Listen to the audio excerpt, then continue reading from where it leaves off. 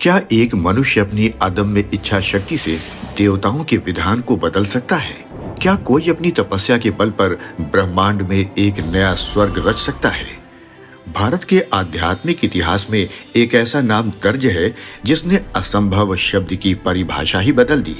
एक ऐसा योद्धा जो क्षत्रिय कुल में राजा बनकर पैदा हुआ, लेकिन जिसने अपने अहंकार को भस्म कर ब्रह्म ऋषि का पद हासिल किया। वे जिन्होंने मानवता को गायत्री मंत्र जैसा महामंत्र दिया, वे जिन्होंने मर्यादा पुरुषोत्तम श्री राम को शस्त्र और शास्त्र की दीक्षा दी। आज हम यात्रा करेंगे महर्षि विश्वामित्र के उस जीवन की जो हमें सिखाता है कि महानता जन्म से नहीं बल्कि कर्म और संकल्प से प्राप्त होती है। विश्वामित्र का जन्म चंद्र वंश के राजा गाधी के घर हुआ था और उनका नाम कौशिक रखा गया। वे एक प्रतापी और महत्वाकांक्षी सम्राट थे। एक बार अपनी विशाल सेना के साथ वे महर्षि वशिष्ठ के आश्रम पहुंचे। वहां उन्होंने देखा कि वशिष्ठ जी की दिव्य गाय नंदिनी, जिसे शबला भी कहा गया है, उसने क्षण भर में उनकी पूरी सेना के लिए शाही भोज का प्रबंध कर दिया। कौशिक के मन में लोभ जागा। उन्होंने सोचा कि ऐसी चमत्कारी गाय एक ऋषि के पास नहीं बल्कि राजा के पास होनी चाहिए। जब वशिष्ठ ने गाय देने से मना किया तो राजा कौशिक ने बल का प्रयोग किया, लेकिन सम्राट की पूरी सेना वशिष्ठ के तपोबल और उनके ब्रह्म दंड के सामने धूल चाटने लगी। कौशिक के 100 पुत्र वशिष्ठ के एक हुंकार से भस्म हो गए। उस दिन पराजित राजा को समझ आया कि धिक्क बल क्षत्रिय बल ब्रह्म तेजो बल बलम, अर्थात शारीरिक बल आत्मिक बल के सामने कुछ भी नहीं है। अपमान और आत्मबोध की अग्नि में जलते हुए कौशिक ने राजपाट त्याग दिया और हिमालय की गोद में हजारों वर्षों की कठोर तपस्या शुरू की।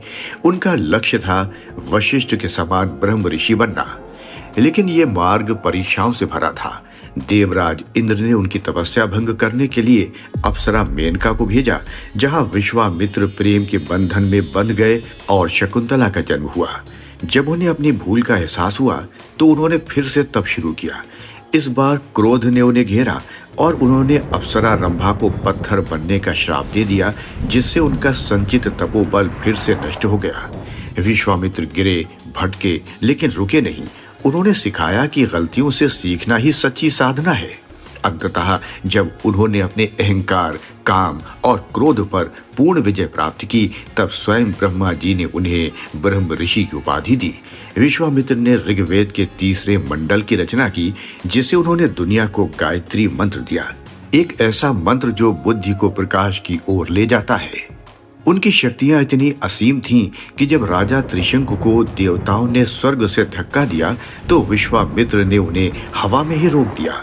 क्रोधित होकर उन्होंने देवताओं को चुनौती दी और त्रिशंकु के लिए एक नया स्वर्ग और नए नक्षत्रों की रचना कर दी, जिसे आज हम सदर्न क्रॉस तारा मंडल के रूप में जानते हैं। इतना ही नहीं, उन्होंने सत्यवादी राजा हरिश्चंद्र की कठिन परीक्षा ली, जिससे ये सिद्ध हुआ कि सत्य का मार्ग दुनिया का सबसे कठिन लेकिन सबसे महान मार्ग है। रामायण में विश्वामित्र की भूमिका एक दूरदर्शी मार्गदर्शक की है। वे ही थे जो दशरथ के महल से राम और लक्ष्मण को ले गए ताकि वे आसुरी शक्तियों का अंत कर सके। उन्होंने राम को बला और अति बला जैसी दिव्य विद्याएं दी जो भूख, प्यास और थकान पर विजय दिलाती थी। अहिल्या का उद्धार हो या सीता स्वयंवर में शिव धनुष को तोड़ने की प्रेरणा, विश्वामित्र हर कदम पर श्री राम की ईश्वरीय शक्ति को जागृत करने वाले गुरु बने।